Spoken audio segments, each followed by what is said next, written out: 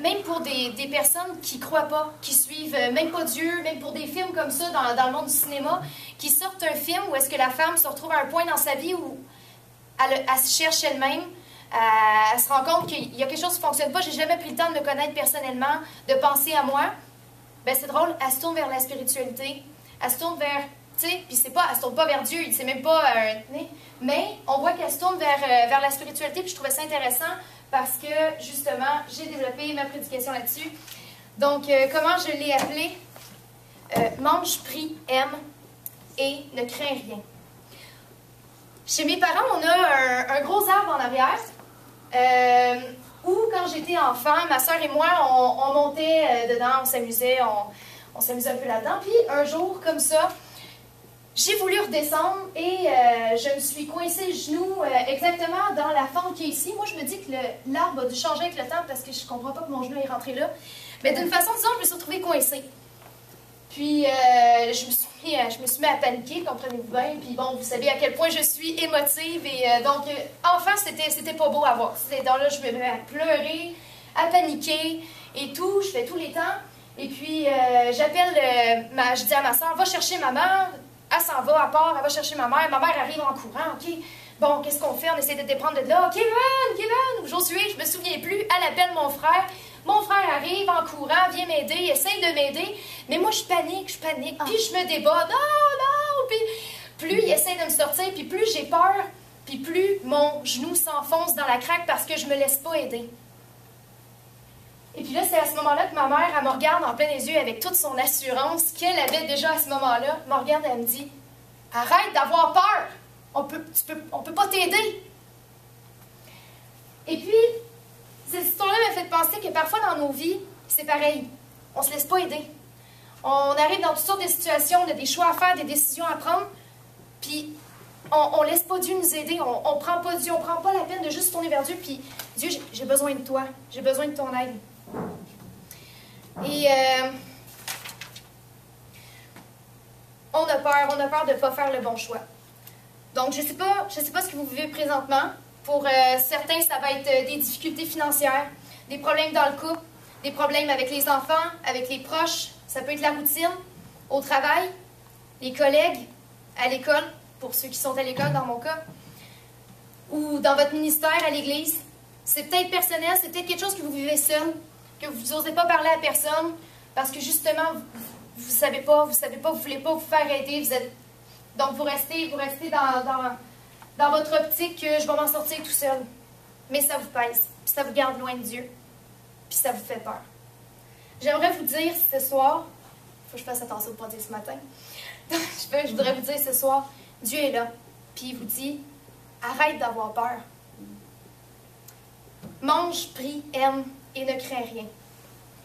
Mon premier point, mange. Bon, c'est biblique de manger. C'est tout à fait, c'est un besoin humain, c'est très bien. La Bible encourage ça. La preuve, Jésus avec ses disciples, ils passent leur temps à manger. Ils sont toujours en train de manger, ils sont toujours autour d'une table en train de discuter. C'est souvent là qu'il se passe les choses les plus... toutes les discussions, les choses les plus incroyables. Souvent, se sont passées autour d'une table et d'un repas, par exemple le repas de Pâques, qui est resté marqué dans les temps. Donc, on précise aussi à divers moments où les hommes de la Bible mangent, que ce soit Moïse, avec la fête de Pâques encore, ou Élie, Abraham, Adam et Ève avec la pomme. Mais dans ce contexte-ci, j'aimerais d'autant plus vous encourager à non pas vous nourrir de nourriture physique, mais de vous nourrir de nourriture de Dieu. Dans Jean 6,35, il est écrit « Je suis le pain de vie. Celui qui vient à moi n'aura jamais faim, et celui qui vient à moi n'aura jamais soif. » Dieu ne nous demande pas de nous nourrir, justement, c'est pour ça qu'il ne pas se nourrir de nourriture physique, c'est pas le point que je veux apporter, c'est vraiment le fait qu'on peut se nourrir de Dieu par toutes sortes de façons. Et puis, moi, quand j'étais un peu plus jeune, il n'y a pas si longtemps que ça, j'écoutais une série télévisée qui s'appelait Smallville. Et puis, j'étais vraiment, vraiment axée là-dessus. J'étais toujours en train d'écouter Smallville. Et un jour, mes parents, ils capotaient parce que j'étais toujours en train d'écouter. Puis un jour, mon père, il me dit, « Chanel, ce que tu nourris, c'est ce qui va te nourrir. » Et puis, il avait raison, parce que quand tu prends la peine de te concentrer sur une chose, puis tu donnes toute ton énergie là-dedans, bien, c'est ça qui va te nourrir après. Donc, évidemment, si on néglige nos temps avec Dieu pour les remplacer par d'autres distractions, que ce soit le travail, les amis, la télévision, dans mon cas c'était Smallville, ou le sport, ben on voit notre vie spirituelle se dégrader jusqu'à dire, ben là, je la lis ma Bible, pas de temps en temps, tu sais, quand j'ai le temps, tu sais, la routine de la vie, le temps, on est occupé, on a des choses à faire, mais pourtant c'est super important de prier. C'est ultra important, c'est pour ça qu'on est là ce soir. Avez-vous déjà remarqué que dans toutes les églises, il y a une assemblée dimanche matin, il y a une assemblée en plein milieu de la semaine, qui est l'assemblée de prière. Puis il n'y a jamais rien, on n'essaie pas non plus de donner plus d'importance à l'assemblée du dimanche matin qu'à l'assemblée de prière. Parce qu'ils sont au même niveau. L'assemblée du dimanche matin, c'est bon, on se réunit entre frères, on peut fraterniser ensemble, mais l'assemblée de prière, c'est ultra important. La prière, c'est la base d'une vie spirituelle chrétienne. Moi, j'ai vécu toutes sortes de choses par le passé dans ma vie spirituelle, mais j'en ai compris une chose. Si tu n'as pas une vie de prière active, tu n'as pas la vie spirituelle que tu peux avoir avec Dieu, parce que la prière est vraiment puissante. Donc, juste par exemple, quand j'étais vraiment enfant au primaire, quand j'ai commencé à prier, je priais quand il y avait des concours pour gagner toutes sortes de petits prix. Seigneur, fais-moi gagner, fais-moi gagner. C'est fou comment dans l'esprit d'un enfant, on se dit, on s'est fait dire, la prière est puissante, fait on utilise ça pour tout, puis on embarque là-dedans. Je priais aussi pour aimer les personnes que je n'étais pas capable d'aimer, mes amis qui n'étaient pas gentils. Aujourd'hui, je prie encore pour ça, pour les personnes qui me font du mal, pour les personnes qui me blessent. Puis je pense qu'on le fait tous. On a tous des personnes dans la vie qui vont nous blesser, qui vont nous dire des choses qui vont nous atteindre personnellement, puis on va avoir de la haine pour ces personnes-là, ou on va avoir de la misère à les aimer, on ne sera pas capable, puis on va se tourner vers Dieu, puis dire, Seigneur, je ne suis pas capable de l'aimer. Elle m'a fait mal. Mais pourtant, les 2 premiers commandements de la Bible, tu aimeras le Seigneur ton Dieu, et tu aimeras ton prochain comme toi-même. Il faut être capable d'aimer. Il faut demander à Dieu, donne-moi la capacité d'aimer ces personnes-là, d'aimer ceux qui m'ont fait mal, ceux qui me persécutent, d'aimer ceux qui m'envoient des paroles de mort, ceux qui nous ont découragés par le passé. Quand j'ai eu l'idée de faire la pièce de Scrooge, j'entrais à ITF. Puis la première chose qu'on m'a dit, c'est « Chanel, fais pas ça. Tu n'auras pas le temps, tu vas être débordé, tu ne pourras pas te donner de l'énergie là-dedans, ça ne marchera pas. » Puis tout au long de la pièce, je me suis fait dire « Ça ne marchera pas, tu n'es pas assez organisé, ça ne marche pas. » T'en fais pas assez, là, t'as pas le temps, t'as trop de choses à faire, ça n'arrivera jamais à terme, ça fera jamais rien de bon. Mais pourtant, moi, je me suis tournée vers Dieu, puis j'ai dit, non, Seigneur, moi, j'ai besoin d'aide. Puis le Seigneur, il m'a dit, Chanel, ne crains rien. Mange, prie, aime et ne crains rien. Dieu nous aime, puis il nous connaît, il connaît nos capacités. Puis c'est pour ça que quand j'ai fait la pièce de Scrooge, j'étais confiante parce que je savais que Dieu, déjà en partant, c'est lui qui avait mis ça sur mon cœur, puis qui amènerait ça à terme. Puis on vit tous ça, on a tous des moments où est-ce qu'on doit prendre des décisions, où est-ce qu'on fait des choix, où est-ce que Dieu nous met des choses à cœur, on fait « Ok, je vais y aller Seigneur, je vais te suivre, puis je vais vivre une transition.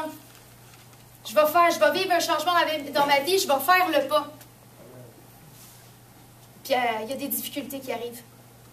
Il y a des difficultés qu'on rencontre, puis on se fait, ben là, Seigneur, non, je ne veux pas vivre ça. Pourquoi c'est dur? Ben moi, laissez-moi vous dire, il y en aura toujours des difficultés. Non, c'est pas toujours facile, mais par contre, quand Dieu t'appelle à quelque chose, tu es sûr que tu vas y aller. Tu vas te rendre, il va t'aider, puis il va t'épauler. Puis tout ce qu'il te dit, c'est, crains pas, aie pas peur. Des fois, ça va vous rendre inconfortable, ça va vous faire peur. Mais moi, je voudrais vous dire ce soir, restez pas le genou coincé dans l'arbre en train de paniquer. Laissez-vous aider. Tournez-vous vers Dieu puis dites, Seigneur, moi j'ai besoin de toi. Il va vous dire, crains pas, je suis avec toi. Comme des fêtes, j'ai Quand ma mère m'a dit ça, je me suis relâchée, je me suis laissée aider, puis on m'a simplement remonté, puis mon genou n'a jamais rien eu, juste pour vous rassurer. Donc, je peux vous dire que ça c'était juste un exemple, mais dans nos vies personnelles, c'est toujours comme ça. Dieu, il est toujours là, puis il nous aide. Ce soir, peut-être que vous êtes venus, vous avez des choix à faire. Vous avez peut-être quelque chose qui change présentement, vous êtes en transition, vous essayez de faire le pas, puis vous craignez.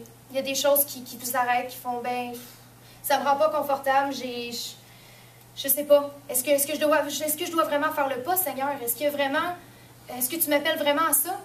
Est-ce que c'est vraiment ta volonté? Je voudrais vous dire, si le Seigneur vous a mis ça à cœur, faites-le. Si le Seigneur vous dit vraiment, crains pas, je vais être là. Mange, prie, aime et ne crains rien. Faites-le. Puis suivez-le, il va toujours être là. J'aimerais qu'on penche nos têtes. Je vais finir en prière. Si vous avez une situation dans votre vie que vous vivez, que vous avez une décision à prendre, un changement, vous vivez une transition, vous vivez quelque chose que vous avez à cœur, vous n'êtes pas sûr, vous craignez. Pensez-y un instant et dites-vous, le Seigneur vous dit, ne crains rien. Seigneur Dieu, je dépose devant toi, Seigneur, cette parole, Seigneur, qui dit que tu nous dis de ne pas craindre, Seigneur Dieu.